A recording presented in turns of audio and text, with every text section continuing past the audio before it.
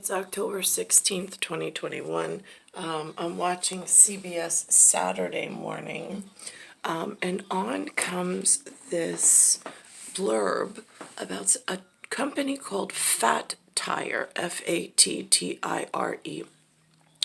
And the owner, I want to put the spotlight on, says that if your client is Mother Earth, I know some people say the word Gaia, Gaia, but I don't know what that ties to. But if your client is Mother Earth, because that's what I go by with Nicolaus, as Father of Time, I was like, then, and it's scorching. He says, if all my ingredients go away and I have to swap them out, what would the beer taste like in the future with climate change and with all of the resources disappearing?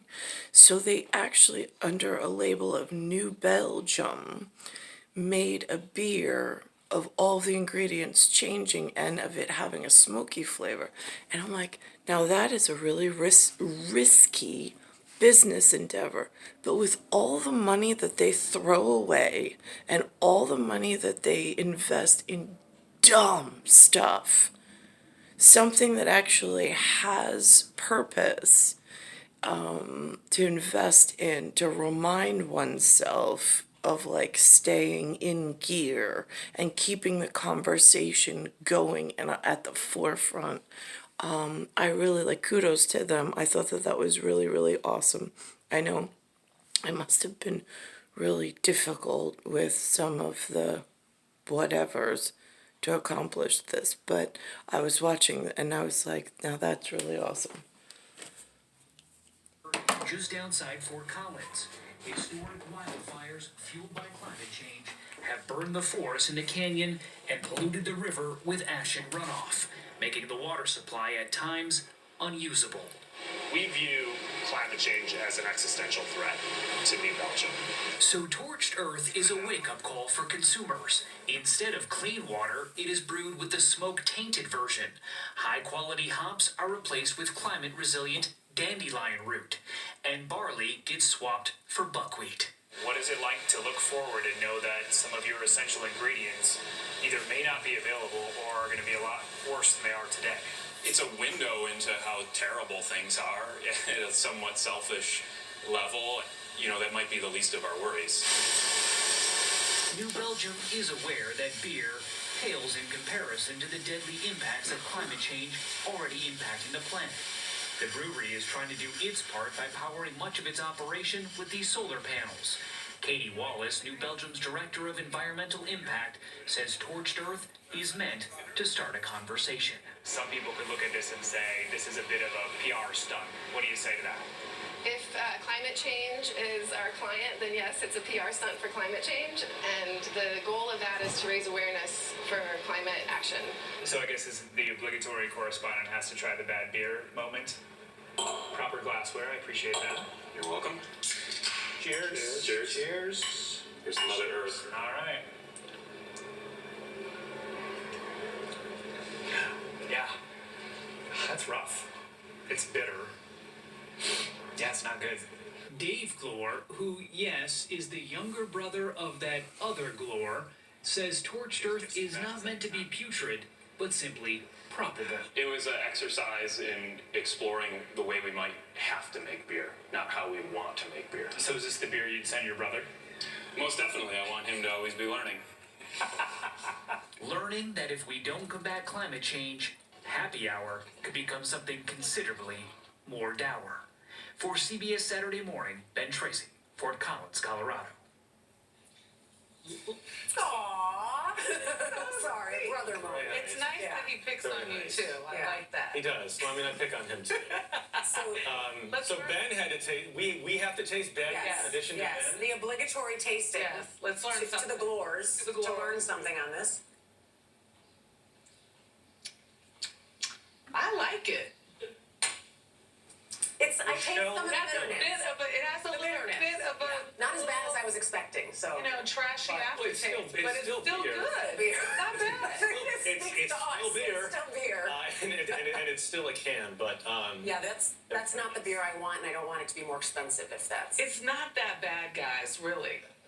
We're trying to convince people that. Oh. I'm just kidding, Michelle. I'm kidding. It's not. I mean, you think about it though. With climate change, if this is what you're getting, this beer for more money, that's not what you want. That's their point. I do like that when we ask about PR and whether it's a PR stunt. Right.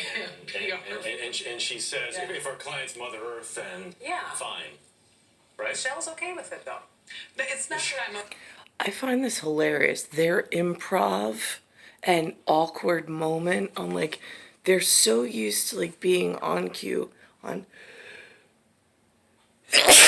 selling stuff that all of a sudden it's like now it's like we're not going to give you a sales pitch before you go on. Just it's all you. I'm okay Michelle's going to be with it. pounding. It's just that this is Orchard. probably what we're going to be left with if we don't get our act together. How about that? I like that. There you go. There it is. From poverty in Kingston, Jamaica to international stardom. Straight ahead, a celebration of the life of one of the most influential names in music. And if you're just heading out the door, don't forget to record CBS Saturday Morning. Coming up in our next hour, Flying High. Two women separated by a century, both with an irrepressible urge to take to the skies. We'll meet a commercial airline pilot now paying tribute to an aviation pioneer as she...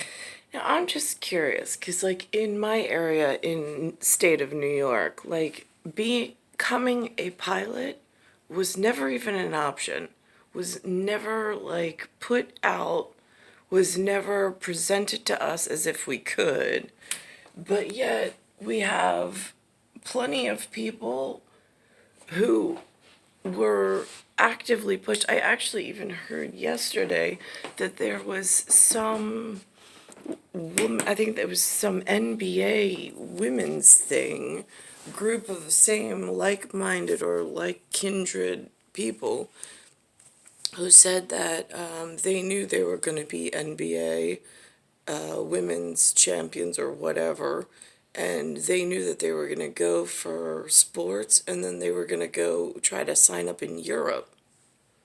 I'm like, who the hell informed you of that? Like, why wasn't that option available for me?